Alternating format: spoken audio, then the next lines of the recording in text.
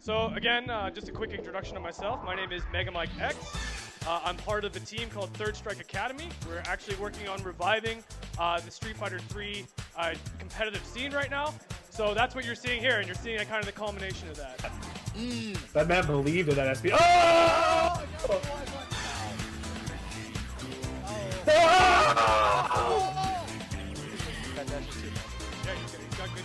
Ooh, that's it! Daddy! Going to losers finals! Oh, look at these two friends here.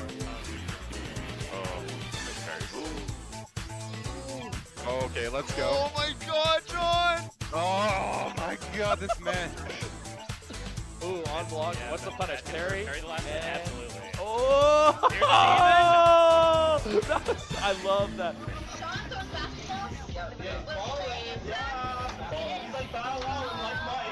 He's not even black.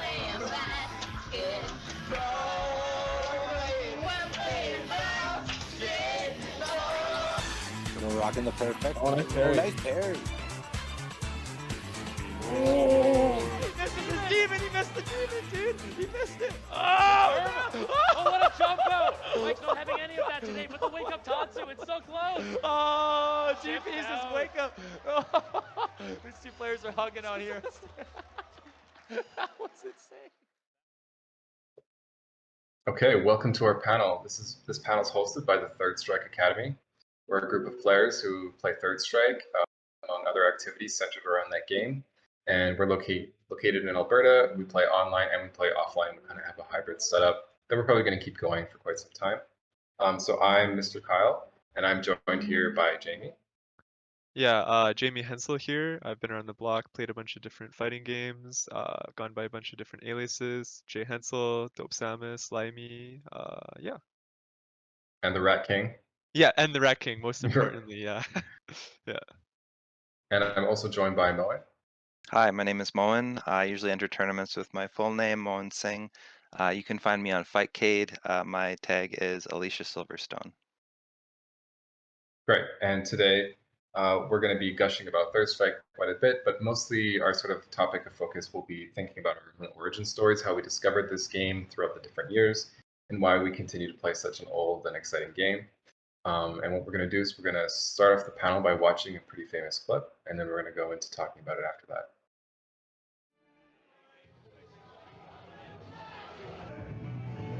Rare footage of Daigo actually angry.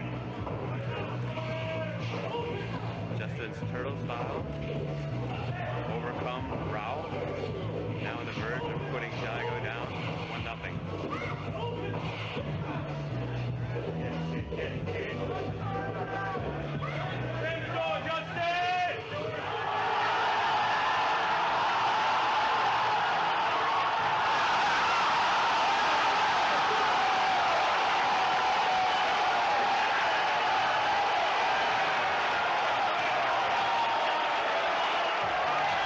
Unbelievable.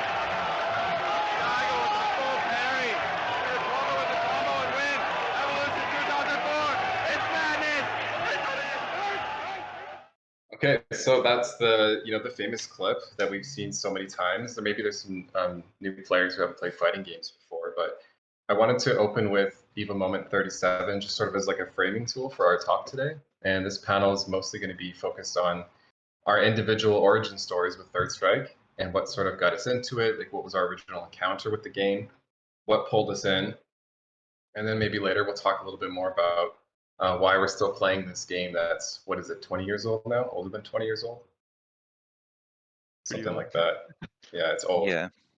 And so maybe, we'll return back to EVA Moment 37, but just sort of to give an idea why it's a good framing tool.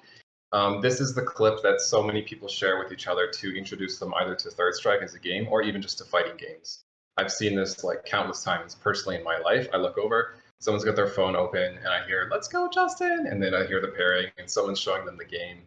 I was even at like EVO Moment, or I was at EVO 2014, and I was in line buying lunch and I heard someone sharing it behind me and everyone's getting all hyped for it and that kind of thing. So, we all came from different places, so I didn't learn about the game through EVA Moment 37, and I don't think Moment did either. But Jamie did. So I think we're each going to sort of share our little origin stories, and then we'll sort of open it up from there. But maybe I was thinking, Moen, you could start since you are sort of the most OG out of all of us. Yeah, I mean, I've been around, but yeah, so I'll start it off. Basically, with Street Fighter 3, for me, it not only wasn't Evo Moment 37 that got me into it, it wasn't even Third Strike. Yeah, it was the first version of the game. It's called New Generation. Back then, Capcom was like pretty known for iterating on their games, but they had gotten it down to a system where usually there was about three versions of Street Fighter Alpha, three versions of Street Fighter 3. But like the very first Street Fighter 3 had actually captured my imagination back when like the first images came out in Electronic Gaming Monthly. It like was announced the same time as like Street Fighter Alpha, and there was like really grainy footage, but the image quality, like the graphical presentation, the beauty of the sprite work, had already captured me, and I had basically been waiting for the game to come out with no connection, no internet, nothing to really let me know when it's coming out. So when I walked into the arcades, as I would usually go there to West Edmonton Mall, maybe once a month or so with $5. I saw New Generation, and I saw Ken doing his SA2, which is his Shinryuken, where he goes straight up. And like, I think I stood there watching the game for about like 2 hours, maybe an hour. When you only have $5 and you're a kid and you lose every time you play somebody, and you probably can't get past the computer, you do a lot of watching. So for a game to be that beautiful made it easy to fall in love with, because you know it's a game that you're watching other people play, or you're just watching the demo screen cycle through. And so that was like, I guess, my intro to Street Fighter 3. In love with Street Fighter 2. I loved playing those games. I was part of that era in the 90s. Street Fighter 3 kind of captured me after that. And for a lot of people who get into Third Strike or Street Fighter 3, it's kind of hard to go to other games after that. And a big part of that is the graphical presentation, the animation, the beauty of it, the fluidity and the movement. So for me, my connection is like goes beyond the tournament scene and all of that. Tournament scene is a whole other thing, but I'd say like that my love story with 3S started with EGM and then Circuit Circus and West Edmonton Mall, and then eventually meeting these wonderful people in Third Strike Academy and seeing them play and fall in love with the game like I did. So you started in arcades, and then did you switch to playing it on consoles at all in that sort of hole, that gap that's there? Yeah, and actually that's really important because Capcom got in a lot of trouble for technically not supporting their games, but when they did, it created huge moments in time for people to get into the game or get back into it. So a big game for I think both of you was 15th anniversary on PS2. That made it a lot more accessible. Prior to that, I was only playing it on console on my friend's Dreamcast because he had a copy of Third Strike on Dreamcast, which was kind of rare. Not a lot of people necessarily had a Dreamcast. Not a lot of people had arcade sticks. And we had no idea about the competitive scene really back then. But once it came on 15th anniversary, lots of people picked it up. I used to grind sets with my friend. My one friend moved in close by, and we would play probably 3 or 4 hours a day. And we weren't competitive in the sense of knowing what that means for tournaments, but we were competitive with each other. And I think that's like a big driving force for a lot of people, is having someone to play with. So it's like, I would say that was when I started to say, hey, I should probably maybe get better at this game. But it wasn't until I got introduced to the FGC scene in Street Fighter 4 with the 2009 blow up of like local scenes actually caring about tournaments and Evo and all of that, that I actually enter my first tournament in I think 2010 or something. Right. Yeah, that's like a huge history with the game for you. Yeah. I honestly miss those magazines. That was such a cool time, the before internet era. Well, maybe I'll jump in then too, because we also sort of met through this game, right? So for me, my first encounter was I was probably, I would say, like in junior high school, like early teens kind of age. I think that's when 15th anniversary came out, sometime around there on PS2. And I was just, like playing Tekken 3 and games like that with my friends. Had no idea there was an FGC or anything else. And I remember getting the 15th anniversary because it came with Street Fighter 2. Like when you first booted up, it was like Street Fighter 2 on the left and Third Strike on the right. I think that's what it was like, right, one? Yeah, yeah. and then you could just choose which one you wanted to play. And then so Street Fighter 2, like I know it's an important cultural artifact. I'm not gonna, talk down about it or anything. But Third Strike was just so much cooler. Like the music was so much cooler, and the art and the animations and everything about it. But I was having a really hard time playing Third Strike, like getting the inputs. I was playing on a little PS2 pad. I didn't really know anything. I didn't even understand what directional inputs really meant in the command list in the game.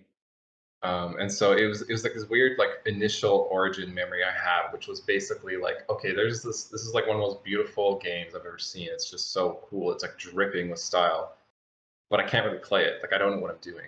And so then I would go and play Street Fighter 2 more, or go back to Tekken and do my 10-hit king combos or whatever other casual thing I was doing at the time. And then basically there's this giant gap. I didn't touch fighting games for most of my life until Third Strike Online Edition came out. So I think it came out in 2011, but I didn't get it until 2012 or something like that. And it was, I think it was basically like I saw it and I was like, oh yeah, that's that really cool game that I tried to play when I was a kid, but it was too hard for me. And then I was like, I'm gonna download it and try it. And then I like fell in love with it again for the sort of the second time, but this time I could actually play it. And there's the internet now and things are a little bit different. And so I kind of, I had like, I can go online and play ranked matches with people. And there's sort of an online community for the PS3. And I would add people to my friends list that were like, I couldn't beat them yet. So I would like try to train up to beat them. And people could upload replays to the server on PS3. So then I could watch people that were way better than me and sort of see the potential. And that's kind of where sort of my locked in passion for the game like really began, because now I was actually playing it, and I still didn't even know there was an FGC at this point. And then somewhere along the way, I just discovered SF4 was really popping at the time, and then I slowly discovered everything that was going on in the FGC online. And then I wound up going. I was on a trip to Vegas, and I wound up stopping by and going through Evo, and then kind of through there, I got pulled into the FGC. But the thing that's interesting for me, I think, is that I kind of like reached my skill cap with the game in my little tiny online community, and I thought there wasn't much more to it. And then discovering the bigger FGC, I realized like I was at this bottom percentage, and there's so many more exciting things going on with this franchise and with all the adjacent franchises. And then it just like pulled me right back in, and I've basically been a player ever since then. So yeah, maybe I'll let Jamie sort of describe where he came from. Yeah, so I guess my first experience with the game, just for a little background, I grew up with two brothers that were 8 and 10 years older than me. And growing up, we were always really competitive with each other, and fighting games were kind of a great avenue for that. So we played a lot of Smash, we were always arguing, your character's cheap, blah, blah, blah. Played lots of Guilty Gear on the PS2. And then my first encounter with Third Strike was the 15th anniversary on the PS2, where they got Street Fighter 2 and Street Fighter 3 Third Strike, and it just kind of like immediately captured me. I just feel like the art style and the aesthetic of the game, and like the jazz and like hip hop influences that just created that kind of aesthetic, they're just so cohesive. Like all of the characters were designed specifically to fit that aesthetic. Meanwhile, like a game like Street Fighter 2 or Street Fighter 4, there's just so many characters, and it kind of just like it's impossible for everything to fit like a very like cohesive and like together theme. So that was just something that grabbed me a lot. And then in terms of getting into the competitive community, I started going to Smash tournaments when I was 13 years old. I went with my brother, and I mean, I did that for a really long time. I've been playing competitive Smash for like almost 12 years now. So naturally, there was tournaments that had Smash and other games. So that's kind of how I got exposed to the fighting game community. And then when my hands kind of got screwed up when I was playing a lot of Melee, which is just like really intense on the hands, I was just playing way too much. I kind of took a step back from Smash, and I started experimenting with playing different fighting games. So I bounced around with Street Fighter 5, and that was fun for a little bit. I played a bunch of tournaments, and then I started playing Under Night In Birth latest, and that was really fun. I went a bunch of tournaments with that, and then I played Tekken, and so on and so forth. But I kind of Third Strike was always on my radar because I played it with my brothers growing up, and then I saw Evo Moment 37 when I was like around like 12, 13, something like that. And it was just like, I was just blown away. Like I've always really appreciated when a game has like a really high execution ceiling, but it doesn't necessarily have the like a high floor. So it's very accessible, yet there's just like this unreachable ceiling because I feel like having that ceiling just makes it so easy to express yourself and like I believe and I'm confident that I have the execution to hit this and I'm expressing myself by going for it, like just expressing my confidence. So that was something that really drew me into it. And then now that I found this community, I think I found it through just connections that I made playing the other fighting games. I just heard of this group of guys and I've just been playing a lot of Third Strike. I've joined this group in like January of last year, so kind of right before the pandemic hit. So it was a lot of playing with them online. And then now we've finally been able to have a few offline sessions and it's just been really fun. So yeah. Yeah, we have a few kind of COVID injured players like you who are doing like phenomenally well. Like you guys have grown so much in a year, and playing online has its disadvantages, but I think it's actually been a lot of advantages to having our community be kind of mostly online for the last while. I think I like it staying in this sort of hybrid place. Being able to host things without the logistics of always needing to find a space, and it's really just easy to like do more like together, right, as a group. Um, so maybe we should return to just talking about Evo Moment 37 for a quick moment. So one of the reasons I think that that clip is so popular and kind of ubiquitous in the fighting game community is because it's so readily digestible by kind of any audience, I think. And part of that is because I think that the visuals of the game convey the mechanics, and the mechanics are actually kind of simple, even though that they're layered and deep. But on the surface, there's actually not like a lot compared to a lot of fighting games.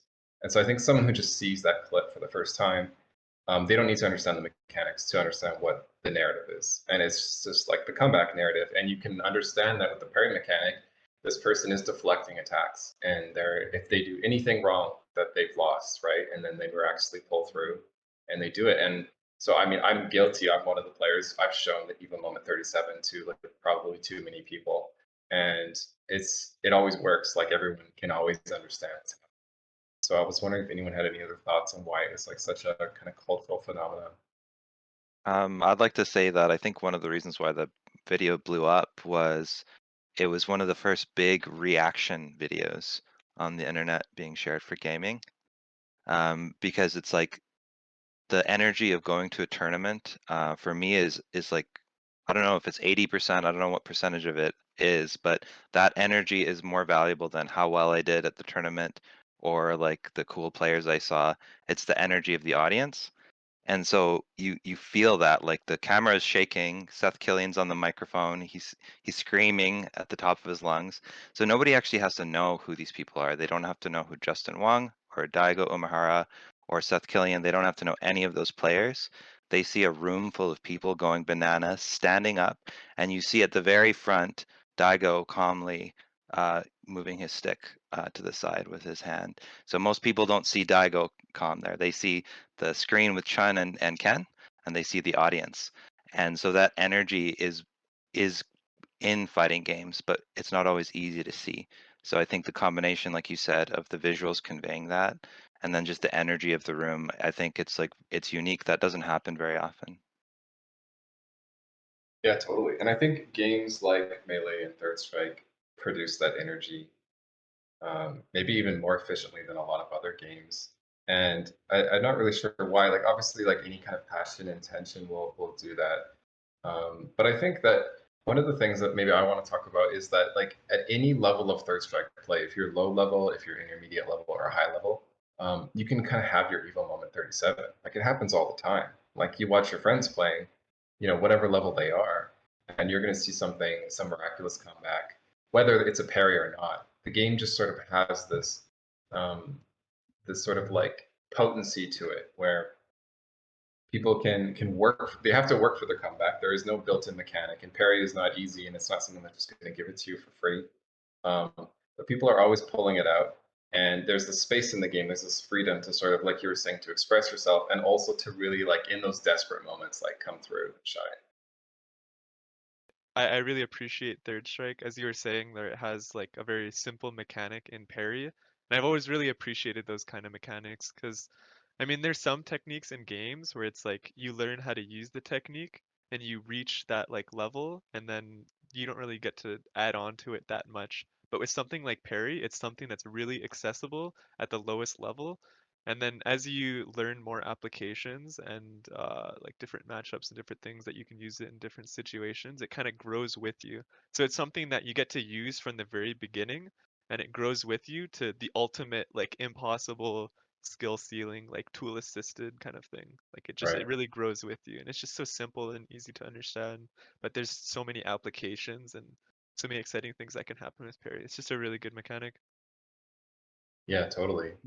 It does a really good job, at least for me, with the risk reward. You know, leaning into the danger in a hope to actually deflect it and to get a counter attack. It works just perfectly because I find there's kind of a curve with as people learn the game. You know, they don't parry a lot when they first learn because it's scary and it's kind of unfamiliar.